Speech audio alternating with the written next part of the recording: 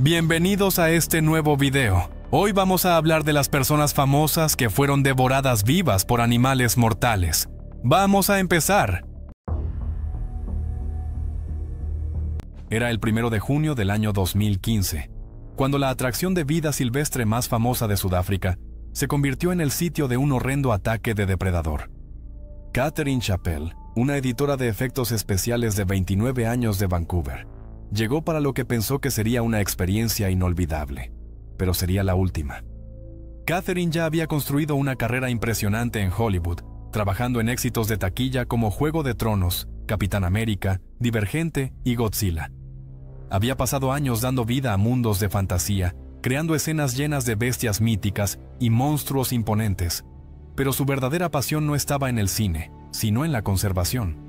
Ella no solo admiraba la vida silvestre desde la distancia, quería protegerla. Así que, cuando surgió la oportunidad de ser voluntaria en Sudáfrica, aprovechó la oportunidad. Meses antes de embarcarse en su viaje a Sudáfrica, Catherine había dado su primer paso hacia los esfuerzos de conservación. Lanzó una campaña en GoFundMe para apoyar a Wildlife Act, una organización sin fines de lucro dedicada a monitorear, rastrear y proteger a los animales en peligro de extinción de Sudáfrica de los cazadores furtivos. Ella había escrito con entusiasmo sobre la oportunidad de ayudar a los veterinarios a trasladar animales y participar en iniciativas contra la caza furtiva. Esto era más que un viaje, era el comienzo de algo más grande. En junio de 2015, ella llegó a Sudáfrica. Estaba allí para trabajar en conservación, pero también tenía otro propósito. Como cineasta, tenía planes de crear un documental exponiendo la oscura realidad de la caza furtiva de animales. El viaje fue tanto de investigación como una misión personal. Después de volar desde Canadá a Johannesburgo vía Londres, ella pasó sus primeros días disfrutando de la ciudad. Ella se relajó en su casa de huéspedes en Melville, tomó fotos de la vibrante vida de la ciudad y disfrutó de cócteles baratos en cafés al aire libre. Luego hizo planes para lo que se suponía que sería una emocionante excursión de un día, una visita a Lion Park, una de las atracciones más famosas de Johannesburgo. La principal atracción del parque son sus recintos de leones, que albergan a más de 85 leones, incluidos leones blancos raros. A diferencia de las reservas de caza típicas donde avistar depredadores puede ser un desafío debido a sus hábitats naturales, Lion Park garantiza avistamientos. Los visitantes pueden observar leones descansando bajo los árboles, jugando a pelear o acechando entre la hierba, creando la ilusión de una experiencia salvaje mientras están dentro de un espacio controlado. Catherine organizó un recorrido guiado a través de Calabash Tours, dirigido por Pierre Poer, un experimentado operador turístico sudafricano con décadas de experiencia. Esa tarde, condujeron a través de los imponentes portones metálicos de Lion Park, un santuario de 20 acres hogar de 85 leones. Conocido por ofrecer encuentros cercanos con el principal depredador de África, Lion Park tenía una oscura reputación de ataques. Los letreros advertían a los visitantes que mantuvieran las puertas del coche cerradas y las ventanas cerradas, pero muchos los ignoraban, a menudo con resultados mortales. Al entrar en el recinto de los leones, la escena era engañosamente tranquila. Los leones descansaban al sol, con sus pelajes dorados brillando. Parecían tranquilos, una ilusión que ocultaba sus instintos mortales. Pierre se estacionó al lado de un león macho y una leona, dándole a Catherine la toma perfecta. Ella hizo un zoom, capturando cada detalle: patrones de pelaje, ojos profundos, colmillos brillantes. Luego cometió un error fatal. Bajó la ventanilla para obtener una foto más clara. La lente de la cámara captó la atención de la leona. Al principio, la leona se estiró perezosamente, bostezando para revelar dientes afilados como navajas. Catherine seguía sacando fotos, sin darse cuenta del peligro. Entonces todo cambió. La leona se volvió hacia el coche y se acercó. Los turistas en el coche de atrás vieron la ventana abierta, la tensión. Tocaron la bocina tratando de advertirla. Era demasiado tarde. Los músculos de la leona se tensaron, su pelaje dorado ondeando mientras se lanzaba hacia el vehículo con una fuerza aterradora. El impacto fue inmediato. Su enorme pata delantera golpeó contra la puerta, sus garras afiladas chirriando contra el metal, mientras la SUV se movía violentamente bajo su peso. Polvo y grava salieron del suelo cuando el coche se inclinó ligeramente, momentáneamente desequilibrado por el puro poder del depredador. Dentro, cundió el pánico. Catherine jadeó. Su cuerpo se echó hacia atrás instintivamente, pero no había a dónde ir. Se peleaba con el cinturón de seguridad. Sus dedos temblaban incontrolablemente. Su respiración era agitada y entrecortada. Pero antes de que pudiera reaccionar, estaba cara a cara con la leona. Por un breve momento congelado, sus ojos se encontraron. Los iris dorados de la depredadora brillaban con intensidad primitiva. Sus bigotes temblaron. Sus fosas nasales se ensancharon al inhalar el aroma de su objetivo. Catherine apenas tuvo tiempo de asimilar lo que estaba sucediendo antes de que la leona se lanzara por la ventana abierta. Sus enormes mandíbulas se cerraron con una fuerza que rompía huesos en el hombro y cuello de Catherine. Agonía, dolor ardiente e implacable. Un grito resonó en el aire, pero fue ahogado por el profundo gruñido gutural de la leona, mientras hundía sus dientes más profundamente. El sonido húmedo de la carne desgarrándose era inconfundible. La sangre brotó instantáneamente cubriendo el hocico del depredador, goteando por su poderosa mandíbula en gruesos riachuelos rojos. Pierre reaccionó por instinto. Se lanzó hacia Catherine, lanzando todo el peso de su cuerpo hacia adelante, sus puños golpeando la cabeza de la leona, sus brazos tratando de empujarla hacia atrás. Pero era como empujar contra una roca sólida. El animal era demasiado fuerte, demasiado poderoso y demasiado decidido. Por un instante, la leona soltó su agarre.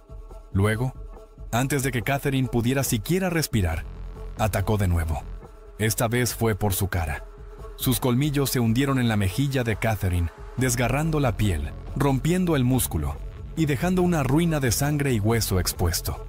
Un aluvión de gritos horribles estalló desde los coches detrás de ellos. Los turistas miraban impotentes, con los ojos abiertos de par en par por la incredulidad, sus cuerpos paralizados por el miedo. Algunos se apresuraron a buscar sus teléfonos, otros tocaron sus bocinas en un intento desesperado por asustar al depredador. Finalmente, la leona se retiró, con el hocico ensangrentado goteando, su cola agitando perezosamente mientras retrocedía, su trabajo hecho. Pierre cerró la ventana de golpe, con las manos resbaladizas por la sangre de Catherine, el corazón latiendo tan violentamente que sintió una presión abrumadora en el pecho. El inicio de un ataque al corazón, aunque apenas lo registró en el caos. Presionó sus manos contra las heridas de Catherine. Sus dedos temblaban, su respiración entrecortada mientras pedía ayuda frenéticamente. Los guardaparques llegaron corriendo, pero algunos se quedaron paralizados, demasiado impactados para actuar. Los segundos pasaban, segundos que Catherine no tenía. Para cuando llegaron los paramédicos, su cuerpo estaba sin vida. La pérdida de sangre había sido catastrófica. A pesar de los desesperados intentos por revivirla, no quedaba nada que salvar. Fue declarada muerta en el lugar. Pierre, apenas consciente, fue llevado al hospital donde los médicos confirmaron lo que ya sospechaba. Había sufrido un infarto durante el ataque. Y sin embargo, a pesar de la agonía, siguió luchando. Siguió intentando salvarle la vida. Pero al final nada pudo detener lo inevitable. Tras la muerte de Catherine, Lion Park se negó a cerrar. La leona no fue sacrificada. Y los guardabosques explicaron que estaba en celo, lista para aparearse, lo que la hacía particularmente defensiva. Sin embargo, quedaban preguntas.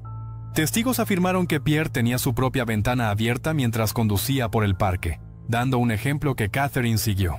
Él negó esto completamente, insistiendo que conocía las reglas y que nunca pondría en peligro a sus pasajeros. ¿Y lo más inquietante? Al día siguiente, los turistas seguían conduciendo por Lincoln Park con las ventanas bajadas, como si nada hubiera pasado. Algunas personas simplemente no aprenden, y es solo cuestión de tiempo antes de que alguien más encuentre su trágico final.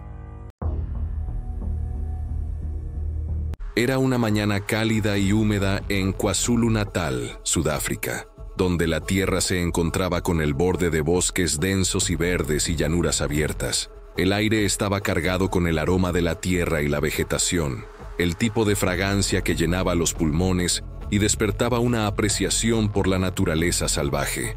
A lo lejos, las montañas imponentes enmarcaban el horizonte, y desde cada rincón del paisaje, la vida se podía escuchar. Una orquesta de aves cantando, insectos zumbando y el susurro de la hierba moviéndose con el viento. Fue aquí donde Dingo Dinkelman creció, rodeado por la vastedad y la belleza indómita de la naturaleza. Cuando era un niño, la curiosidad de Dingo no tenía límites. Sus padres solían observar desde las ventanas de su casa, mientras él vagaba por los terrenos, recolectando reptiles, insectos y cualquier otra cosa que despertara su interés. Lo veían sentarse durante horas, observando a las criaturas, estudiando sus movimientos, aprendiendo sus comportamientos. No fue una sorpresa cuando Dingo tomó la decisión de dedicar su vida a la conservación de la vida silvestre. La atracción de la naturaleza era demasiado fuerte para ignorarla. Se sintió impulsado a proteger a los animales que lo habían fascinado desde el principio y a mostrar a los demás la maravilla de las criaturas que muchos temían.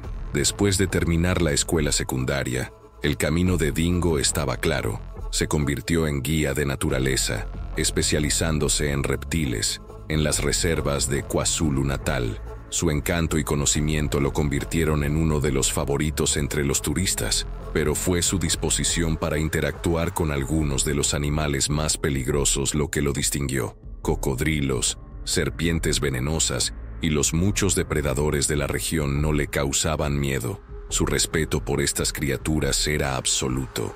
Usaba su experiencia para educar al público y disipar mitos, enseñándoles a respetar en lugar de temer a estos animales incomprendidos. El canal de YouTube de Dingo, que mostraba sus audaces encuentros con reptiles mortales, pronto atrajo a millones de espectadores en todo el mundo. Su capacidad para desglosar información compleja, mientras mantenía cautiva a la audiencia, le valió un seguimiento global. A menudo se le describía como el Steve Irwin de Sudáfrica, un título que llevaba con orgullo. Su carisma y habilidad lo convirtieron en un héroe para muchos, y fue reconocido tanto por organizaciones de conservación locales como internacionales por sus esfuerzos. Pero el trabajo de Dingo no se trataba solo de entretener, tenía una visión, una que implicaba crear un lugar donde las especies en peligro de extinción pudieran prosperar. Fundó Dingo's Animal Kingdom, un parque natural en KwaZulu-Natal,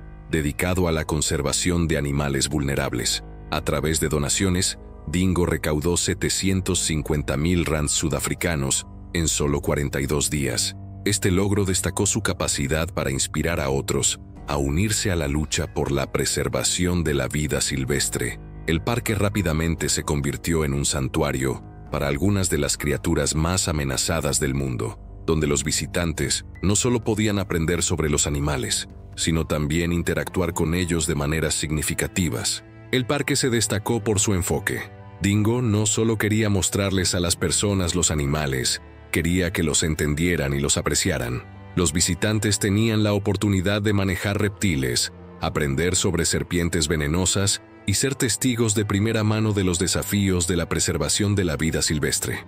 El éxito del parque fue un testimonio de la capacidad de Dingo para conectarse con las personas a nivel personal. Aprovechaba cada oportunidad para enseñar, con la esperanza de romper el miedo que muchos tenían hacia criaturas como las mambas negras y los cocodrilos. Mostraba a estos animales no como amenazas, sino como partes vitales del ecosistema. Además del parque, el trabajo de Dingo con los reptiles era legendario. Su truco más famoso consistió en pasar 5 noches en una jaula de 6 metros por 2 metros, rodeado de 16 reptiles peligrosos. Fue una prueba de su conocimiento, su valentía y su comprensión de los animales con los que trabajaba. El evento se convirtió en un símbolo de su dedicación a cambiar la percepción pública de estas criaturas mal entendidas. Sin embargo, la pasión de Dingo por la conservación de la vida silvestre venía acompañada de peligros reales.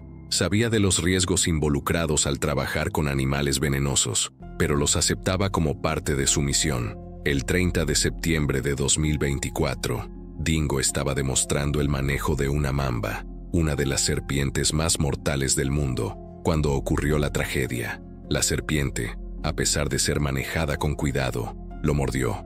La conocida alergia de Dingo al veneno desencadenó una reacción inmediata y grave. En cuestión de minutos, entró en shock anafiláctico y fue trasladado al hospital por su esposa, Kirsty, quien siempre había estado a su lado en cada encuentro peligroso. Kirsty mantuvo al mundo actualizado a través de sus redes sociales, donde seguidores de todo el mundo enviaron sus buenos deseos y oraciones. A Dingo lo pusieron en coma inducido médicamente para darle a su cuerpo la mejor oportunidad de recuperarse, pero durante 3 semanas, su condición no cambió. Los médicos y enfermeras trabajaron incansablemente, pero la salud de Dingo continuó deteriorándose. Kirsty permaneció firme a su lado, aferrándose a la esperanza rezando por un milagro.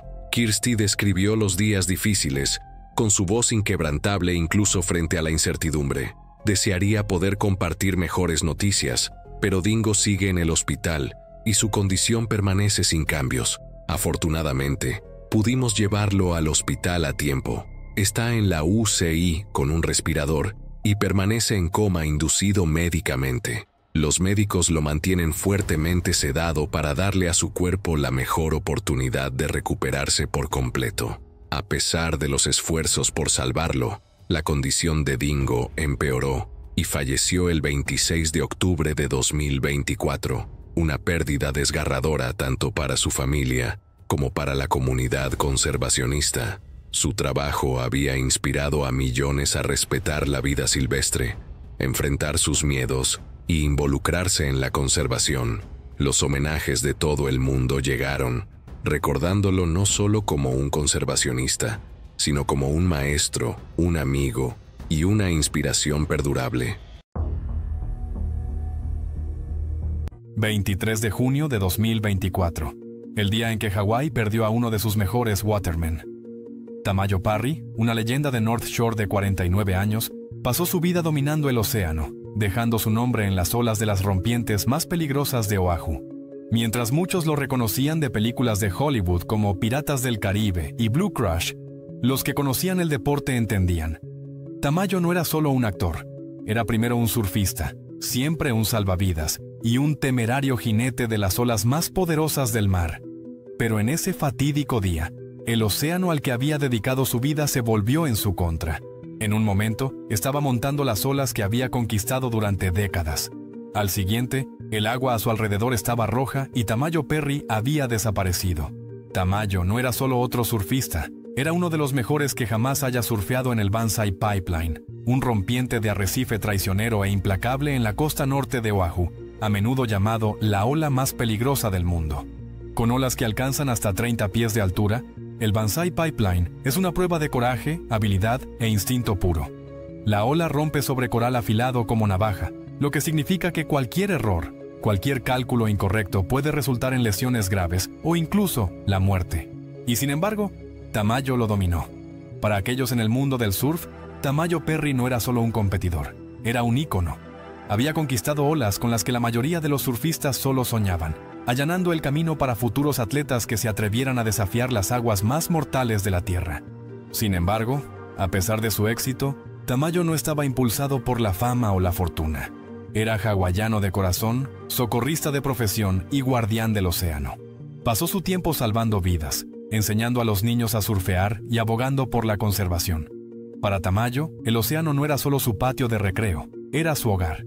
Pero incluso para un hombre que entendía el mar mejor que la mayoría, el destino tenía una última ola esperándolo. Ese día fatídico comenzó como cualquier otro día de verano en Hawái. Cielos brillantes, vientos alisios constantes y olas rompiendo perfectamente a lo largo de la orilla. La costa norte estaba viva con su sinfonía habitual, el choque de las olas, el murmullo distante de los madrugadores estableciendo sus lugares en la playa, y el zumbido rítmico de las motos acuáticas patrullando las aguas.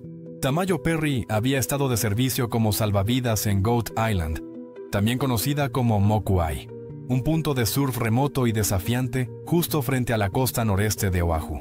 A diferencia de las playas concurridas de Waikiki o las olas bulliciosas de Sunset Beach, Goat Island estaba tranquilo, reservado principalmente para surfistas experimentados que buscaban un paseo más pacífico pero emocionante.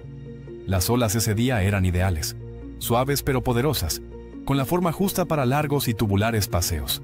Tamayo, siempre vigilante, miraba como un puñado de surfistas surcaban el agua.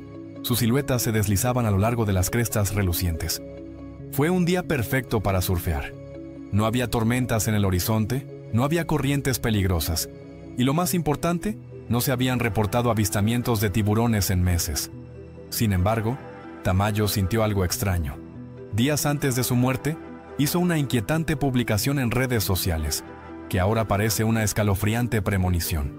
Habló de sentir la presencia de tiburones en el agua como si pudiera olerlos, como si el océano mismo le estuviera advirtiendo.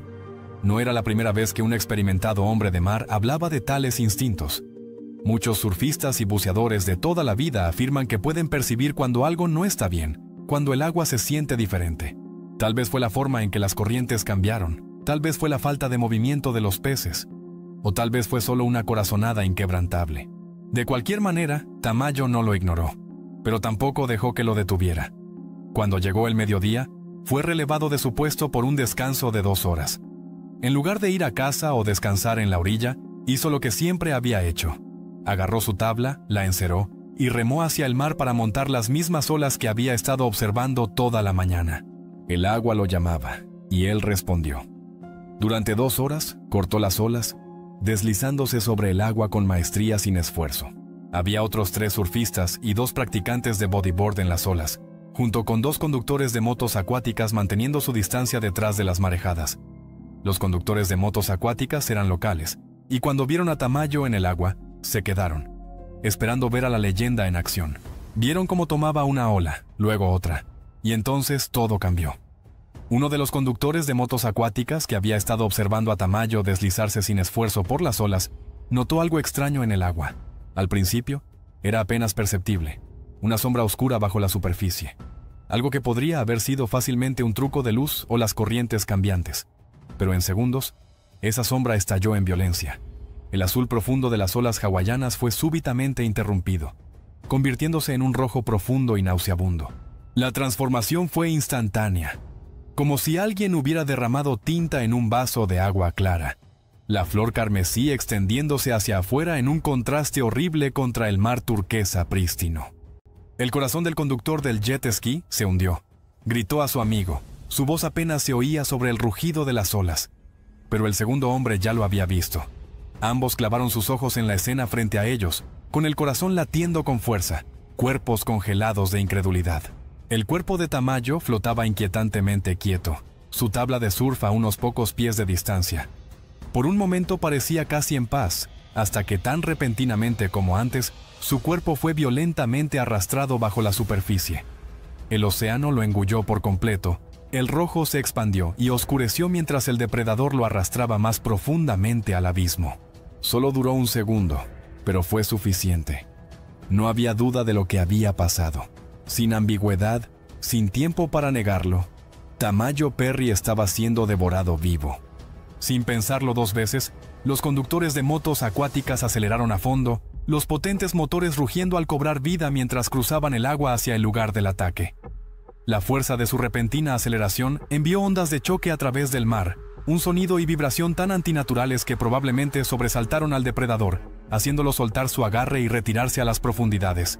Pero todavía podían verlo, justo debajo de la superficie, una sombra masiva, elegante y rápida, deslizándose hacia las profundidades antes de que pudieran ver claramente su tamaño o especie. Lo único que quedaba era el cuerpo de Tamayo. Estaba flotando boca arriba, su piel pálida, su sangre filtrándose en las olas, extendiéndose como una firma macabra de la bestia que lo había llevado. Le faltaba la pierna, cortada a la mitad del muslo, y su costado estaba abierto, exponiendo músculo y hueso desgarrados. La vista era grotesca, revolvía el estómago, algo que ningún surfista debería presenciar, y mucho menos convertirse en eso. Uno de los conductores de motos acuáticas se inclinó, sus manos temblaban y agarró a Tamayo por debajo de los brazos. El cuerpo estaba inerte, sin vida, increíblemente ligero, como si el océano ya hubiera reclamado su peso, dejando tras de sí nada más que una cáscara. Con los músculos tensos y una oleada de adrenalina, lo subieron al respaldo de la moto acuática, la sangre dejando gruesos regueros que se vertían en el mar. Se dirigieron hacia la orilla, la moto acuática cortando el agua a toda velocidad, dejando tras de sí una estela carmesí que rápidamente fue tragada por las olas. Y así, el océano volvió a su antigua serenidad, calmado, hermoso y vasto, como si nada hubiera pasado. Cuando la moto de agua tocó la arena, los otros surfistas ya habían evacuado el agua, sabiendo muy bien que un depredador acababa de alimentarse entre ellos. Tamayo no respondía. Su pierna izquierda había sido casi cercenada por encima de la rodilla, la arteria femoral completamente destruida. Si tenía alguna posibilidad de sobrevivir, terminó allí. Su cuerpo quedó drenado de sangre antes de que saliera del agua. Pero el tiburón había regresado por más. El segundo mordisco había desgarrado su cintura, atravesando músculo, órganos y hueso. Sus intestinos habían sido perforados, su cavidad abdominal quedó en ruinas. Incluso si los paramédicos hubieran llegado instantáneamente, no quedaba nada que salvar. Mientras cubrían su cuerpo con una sábana, una brutal realidad se hizo evidente. Tamayo Parry había sido asesinado en el mismo océano que había pasado toda su vida protegiendo. El mundo del surf, el salvamento y los deportes extremos se detuvo. Aunque los ataques son raros, las islas han tenido varios encuentros violentos y mortales con tiburones a lo largo de los años, particularmente con tiburones tigre y grandes blancos, dos de las especies más agresivas. El año 2024 vio un aumento inusual en los ataques de tiburones, con 4 incidentes registrados a mediados de año. Desde Hawái hasta Australia, de Brasil a California, atletas de todos los rincones del mundo lamentaron la pérdida de uno de los mejores hombres de agua de todos los tiempos. Hawái en sí mismo cayó en luto. Las playas permanecieron inquietantemente silenciosas. Las banderas que advertían de aguas peligrosas apenas se movían con la brisa y los lugareños eligieron quedarse en tierra, rindiendo homenaje en silencio al hombre que había dedicado su vida al océano. Su funeral no fue un asunto menor. Con deportistas viniendo de todo el mundo, la isla se preparó para una despedida sin precedentes. Una que honraría no solo a un surfista, no solo a un salvavidas, sino a un héroe hawaiano. Mucho antes de convertirse en una sensación internacional, Stephen Robert Irwin era solo un niño con una pasión inusual. Nacido el 22 de febrero de 1962 en Essendon, Victoria, Australia, Steve estuvo inmerso en el mundo de los reptiles y la vida silvestre desde sus primeros días. Sus padres, Bob y Lynn Irwin, eran entusiastas de la vida silvestre que en 1960 fundaron el Biawak Reptile Park, que más tarde se convirtió en el mundialmente famoso Australia Zoo. El joven Steve recibió para su 6º cumpleaños un regalo inusual, una pitón scrub de 3,6 metros. A los 9 años ya comenzaba a manejar cocodrilos bajo la atenta supervisión de su padre. Mientras otros niños jugaban con juguetes, el joven Steve aprendía a leer el lenguaje corporal de algunos de los depredadores más peligrosos del planeta.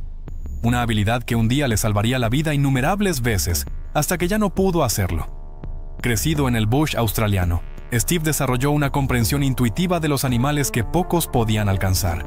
Se hizo uno con la naturaleza y los años formativos en los que ayudó a los cocodrilos lo moldearon en el conservacionista que se convirtió más tarde. Su padre se unió al programa de gestión de cocodrilos de la costa este, que se centraba en reubicar a los cocodrilos que se acercaban demasiado a los asentamientos humanos en lugar de matarlos. Este enfoque de conservación influyó profundamente en Steve, quien más tarde se unió al programa. El conflicto entre cocodrilos y humanos era algo en lo que los Irwin creían que podían ayudar a mitigarlo. Juntos trabajaban para sacar a los cocodrilos de áreas habitadas antes de que surgieran conflictos, evitando así peligros potenciales mientras protegían a los animales. Cuando era joven, Steve pasó mucho tiempo solo en la naturaleza australiana para adaptarse al entorno y desarrollar un entendimiento más profundo de los cocodrilos. Estas expediciones solitarias le ayudaron a formar la conexión con la naturaleza que definiría su trabajo de vida. Estos años en la naturaleza fueron formativos, pero también trajeron un peligro constante. Un paso en falso cerca de un cocodrilo territorial podía significar la muerte instantánea. Sin embargo, Steve prosperó en ese entorno y desarrolló una capacidad casi sobrenatural para prever el comportamiento de los animales, que más tarde asombraría a espectadores de todo el mundo, haciendo su destino posterior aún más impactante. 1991, un encuentro fortuito debería cambiar el curso de la vida de Steve para siempre. Una turista estadounidense llamada Terry Rains visitó el parque de vida silvestre de la familia durante unas vacaciones en Australia. Lo que experimentó no fue solo un hombre que manejaba reptiles peligrosos. Era alguien con un profundo respeto por todos los seres vivos y una misión de protegerlos. Terry, una naturalista de Eugene, Oregon, quedó inmediatamente no solo fascinada por el carisma de Steve, sino también por su verdadera pasión por la conservación. Su conexión fue inmediata y poderosa. Dentro de pocos meses se casaron y en lugar de una luna de miel tradicional, pasaron su tiempo capturando cocodrilos juntos. No sospechaban que este comienzo inusual llevaría a una sociedad de pareja que revolucionaría la conservación y eventualmente enfrentaría su mayor prueba en una tragedia. Su pasión compartida por la conservación formaba un equipo impresionante. Terry aportó conocimientos comerciales y habilidades organizativas que complementaron el enfoque práctico de Steve y su conocimiento enciclopédico sobre la vida silvestre. Juntos, transformaron el pequeño parque de reptiles familiar en un centro de conservación reconocido internacionalmente. Los primeros años de su matrimonio los pasaron equilibrando las demandas de operar el parque zoológico con su trabajo de conservación. Vivían en un pequeño departamento en el terreno del zoológico e invertían cada dólar que ganaban en la ampliación de sus instalaciones y la mejora del cuidado de los animales. Durante esta época, Steve continuó su trabajo en el programa de gestión de cocodrilos de la costa este, en el que a menudo llevaba a Terry en las peligrosas reubicaciones de cocodrilos. Estas experiencias fortalecieron su vínculo y profundizaron su compromiso con la protección de la vida silvestre de Australia. El camino de Steve hacia el reconocimiento internacional comenzó casi por casualidad. El productor de cine John Stanton buscaba en el parque de reptiles de los Irwin animales que pudieran usarse en comerciales. Su relación profesional dio un giro significativo en 1990, cuando John necesitaba a alguien que pudiera realizar un truco peligroso con un cocodrilo para un comercial de cerveza. El anuncio requería a alguien que pudiera sacar una lata de cerveza de las mandíbulas de un cocodrilo. Un truco peligroso que Steve quería realizar voluntariamente. Esto marcó el inicio de una amistad que finalmente lanzaría a Steve al centro de atención global.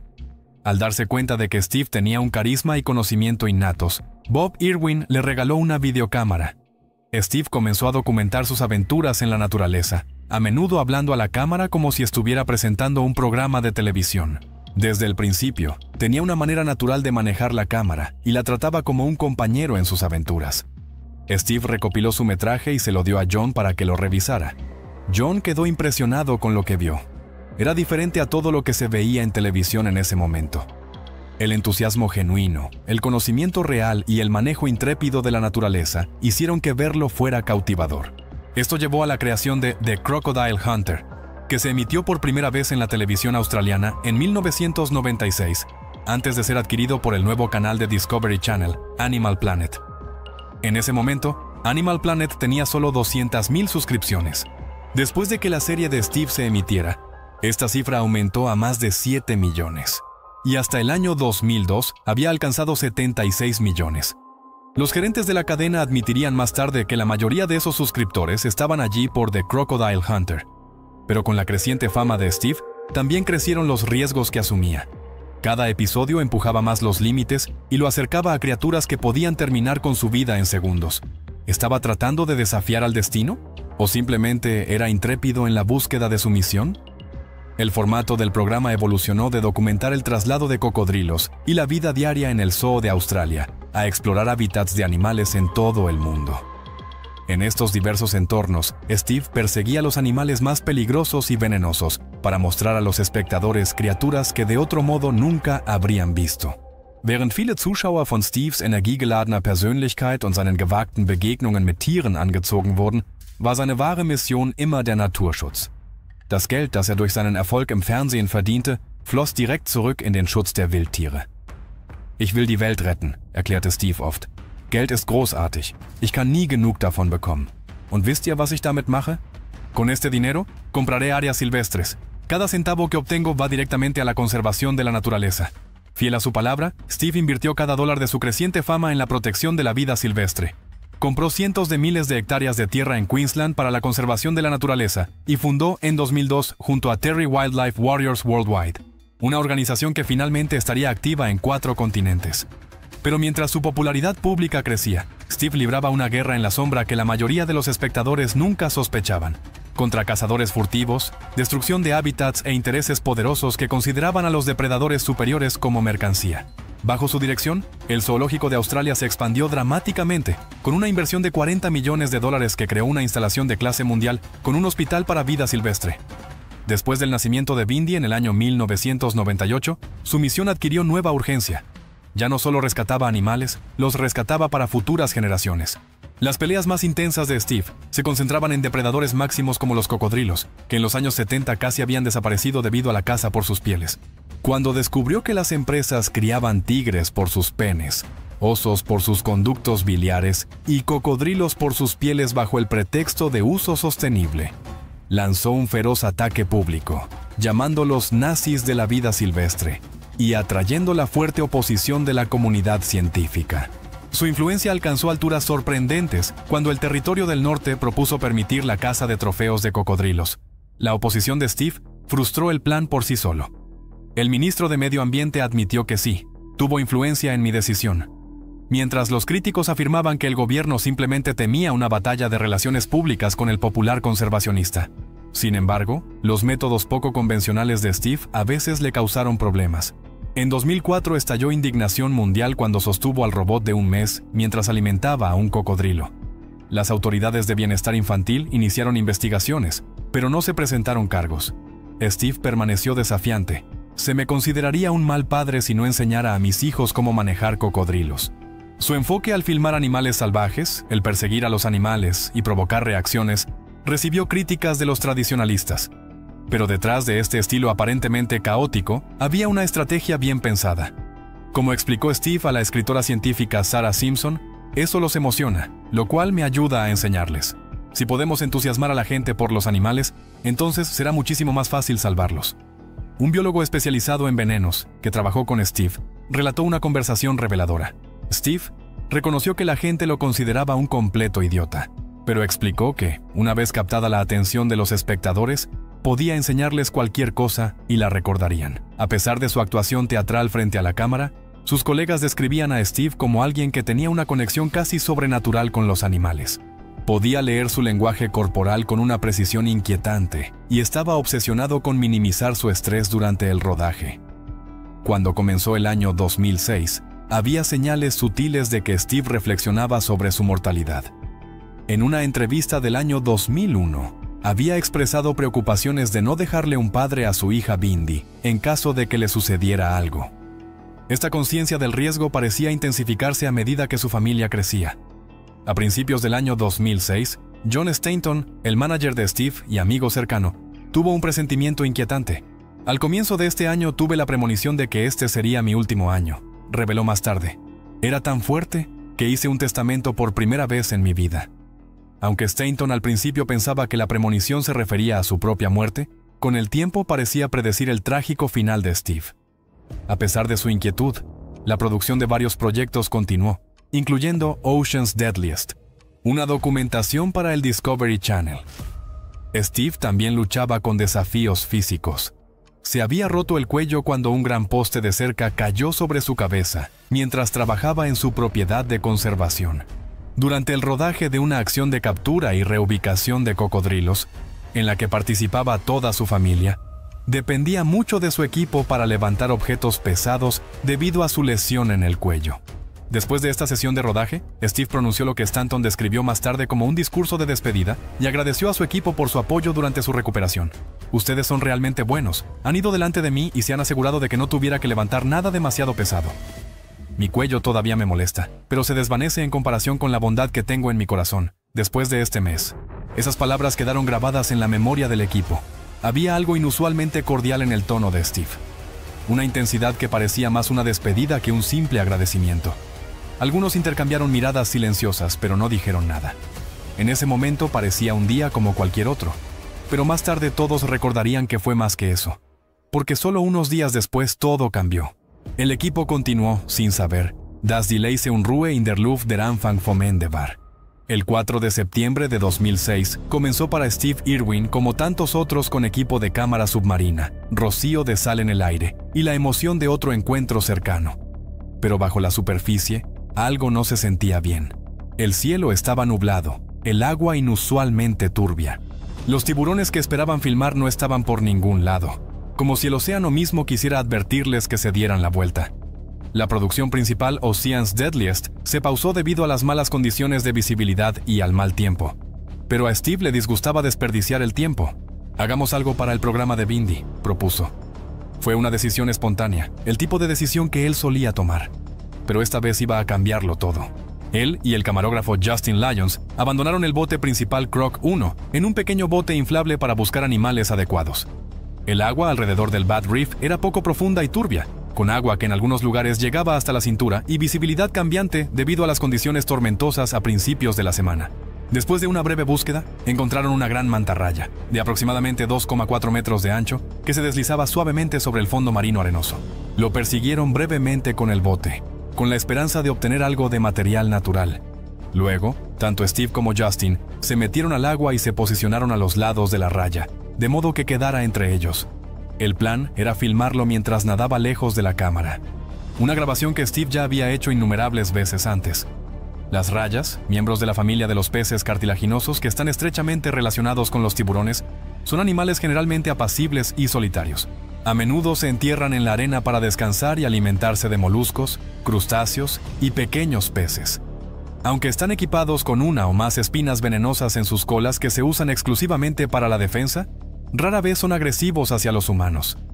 Los ataques mortales son extremadamente raros. En todo el mundo hay menos de un puñado de casos documentados. Steve, con décadas de experiencia en el manejo de la vida marina, probablemente se sentía seguro al tratar con el animal. Pero lo que luego sucedió fue tanto impactante como casi sin precedentes. La raya, posiblemente asustada o atrapada por la cercanía de dos personas, agitó repentinamente su cola musculosa hacia arriba, en una reacción defensiva. En pocos segundos asestó varios golpes. Su espina aserrada, una vértebra endurecida cubierta de tejido venenoso, perforó el pecho de Steve y alcanzó su corazón. Las heridas fueron catastróficas.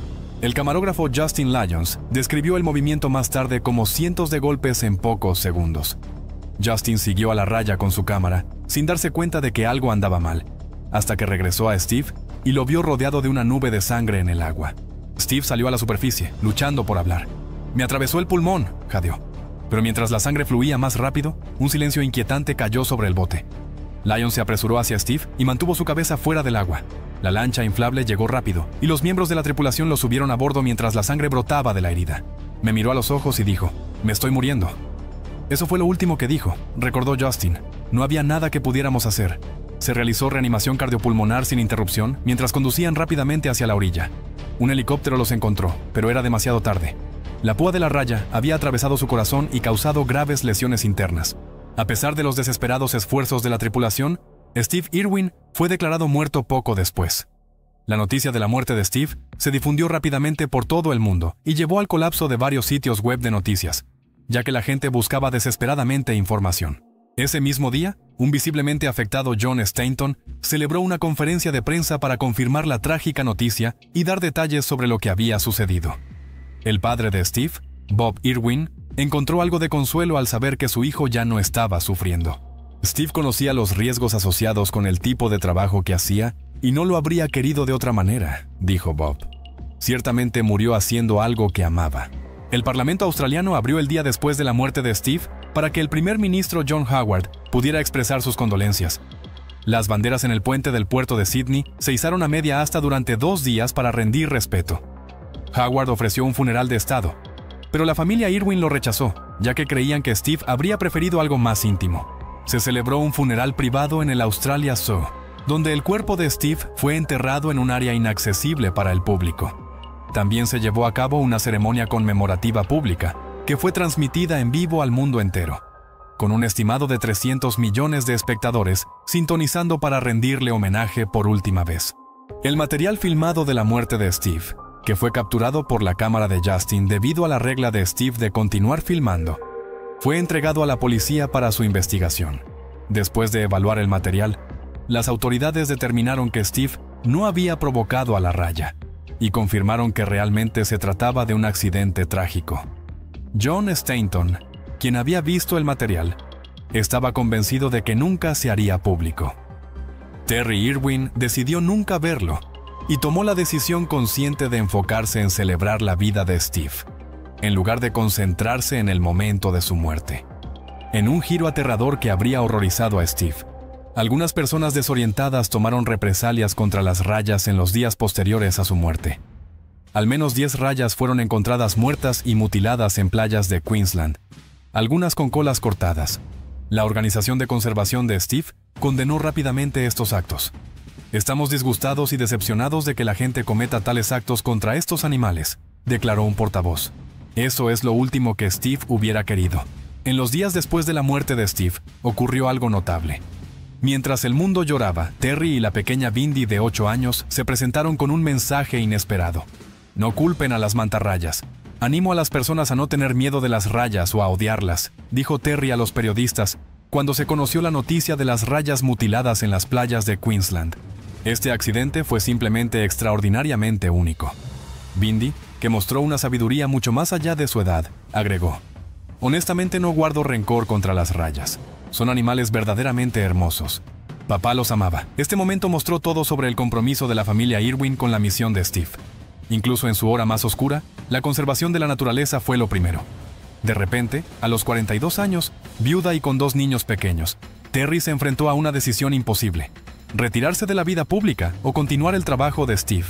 Ella se decidió por lo último y rechazó ofertas lucrativas para vender el Australia Zoo, a pesar de los enormes desafíos financieros que tenía por delante. Creo que los mayores logros de Steve fueron inspirar a la gente para saber que una sola persona puede hacer una gran diferencia, reflexionó Terry. Ahora debemos resistir y continuar. Lo que sucedió después sorprendería incluso a los fans más fieles de Steve. Bajo la dirección de Terry, el Australia Zoo no solo sobrevivió, sino que prosperó. En el año 2015, compró además 33,000 acres de tierra para la conservación y creó un enorme corredor de vida silvestre. Exactamente como lo había soñado Steve. El Hospital de Vida Silvestre del Australia Zoo ha tratado a más de 90,000 animales y se ha convertido en uno de los hospitales de vida silvestre más concurridos del mundo. Pero la parte más extraordinaria del legado de Steve no fue ni la tierra ni las instalaciones, fueron sus hijos. Durante el homenaje a su padre, la pequeña Bindi de 8 años pronunció un discurso que conmovió a millones hasta las lágrimas. No quiero que la pasión de papá termine nunca. Quiero participar, al igual que él, en ayudar a los animales en peligro. Cumplió su promesa. Desde la presentación de Bindi de Jungle Girl hasta ganar Dancing with the Stars. En el año 2015, Bindi usó cada plataforma para promover la conservación.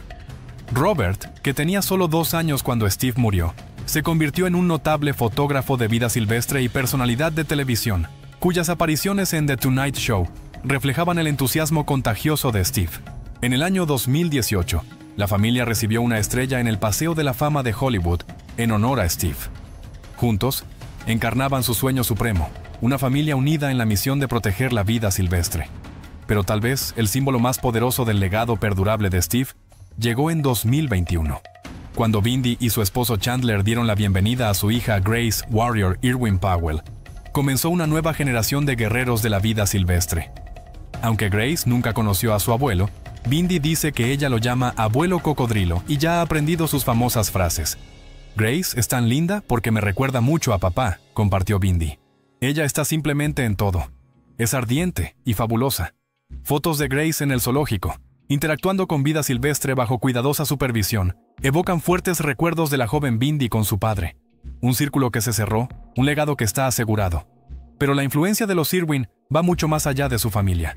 Wildlife Warriors, la organización de conservación que Steve y Terry fundaron en 2002, ahora opera a nivel mundial, respaldando proyectos desde la conservación de tigres en Sumatra hasta santuarios de elefantes en India. Su enfoque encarna la visión de Steve de proteger no solo animales individuales, sino ecosistemas enteros. La comunidad científica también reconoce las contribuciones de Steve más allá de su figura pública. Su descubrimiento de una nueva especie de tortuga, que más tarde fue nombrada en su honor el Sieja irvini, sus métodos revolucionarios de seguimiento de cocodrilos y sus detalladas observaciones de comportamiento han proporcionado datos valiosos que siguen informando los esfuerzos de conservación en todo el mundo. Al mirar hacia el futuro, el legado de los Irving no muestra signos de desvanecerse. The Crocodile Hunter Lodge, inaugurado en 2022, cumple el sueño de Steve de sumergir a los visitantes en la conservación. Robert sigue desarrollándose como fotógrafo de vida silvestre y presentador de televisión, y la pequeña Grace Warrior representa la siguiente generación de una familia comprometida a cambiar la forma en que el mundo ve y protege la vida silvestre. Casi 2 décadas después de su muerte, la influencia de Steve sigue siendo profunda. Sus frases han entrado en el léxico global. Sus métodos de conservación han sido adoptados en todo el mundo, y su familia continúa su misión con dedicación inquebrantable. Como Terry explicó una vez, Steve siempre decía que no le importaba si la gente se acordaba de él, siempre y cuando recordaran su mensaje. Este mensaje, de que una persona puede marcar la diferencia en la protección de la valiosa vida salvaje de nuestro planeta, nunca ha sido más relevante. A través del trabajo continuo de la familia Irwin, el espíritu de los guerreros de la vida silvestre sigue vivo e inspira a millones a preocuparse por las criaturas con las que compartimos esta tierra. Crikey, ¡qué legado! Diane Whipple era la definición de una competidora. Nacida y criada en Long Island, Nueva York, había pasado toda su vida destacándose en los deportes. Desde una edad temprana, estaba claro que no solo era buena, era excepcional. En la escuela secundaria, ella se convirtió en una jugadora de lacrosse All-American en 2 ocasiones, ganándose un lugar en el equipo de la Copa del Mundo de lacrosse femenino de los Estados Unidos. Pero Diane no era solo una estrella de lacrosse, Su velocidad era de otro nivel. Estuvo a centímetros de clasificar para el equipo olímpico de Estados Unidos en el evento de pista de 800 metros, un desaliento que hubiera aplastado a la mayoría de las personas. Pero Diane no era como la mayoría. Tomó esa decepción y la canalizó en algo más grande: convertirse en entrenadora y mentora en St. Mary's College of California. Allí guió a la próxima generación de atletas, ayudándolos a mejorar sus habilidades, superar sus límites y alcanzar su máximo potencial. A los 33 años, había construido una carrera exitosa, era profundamente amada por sus estudiantes y compartía una hermosa vida con su pareja de larga data, Sharon Smith. Según todos los informes, Diane estaba prosperando, pero tenía un problema que tenía 4 patas, una mandíbula de trampa de acero y hambre de sangre. Y su nombre era Bane. Diane vivía en un complejo de apartamentos en Pacific Avenue, en San Francisco, un tranquilo edificio residencial donde el mayor peligro debería haber sido un ascensor roto o un vecino ruidoso. Pero un vecino era diferente. Este vecino no ponía música a todo volumen a horas extrañas, ni robaba paquetes del correo. Este vecino tenía una bestia viviendo dentro de su apartamento. Bane era un presa canario, una raza rara de perro de guerra español originaria de las Islas Canarias. Criados para la guardia, la caza y la pelea, los presa canarios eran masivos, impredecibles y potencialmente letales. Pero Bane no estaba solo. Sus dueños Robert Noel y Marjorie Noller también tenían un segundo presa canario, una hembra llamada Era. Ella era igual de enorme, igual de agresiva e igual de temida. En el complejo de apartamentos, los residentes sabían que era mejor no cruzarse en el camino de Bane y Era. Los dueños de perros planificaban sus paseos para evitarlos. La gente llevaba spray de pimienta por si acaso.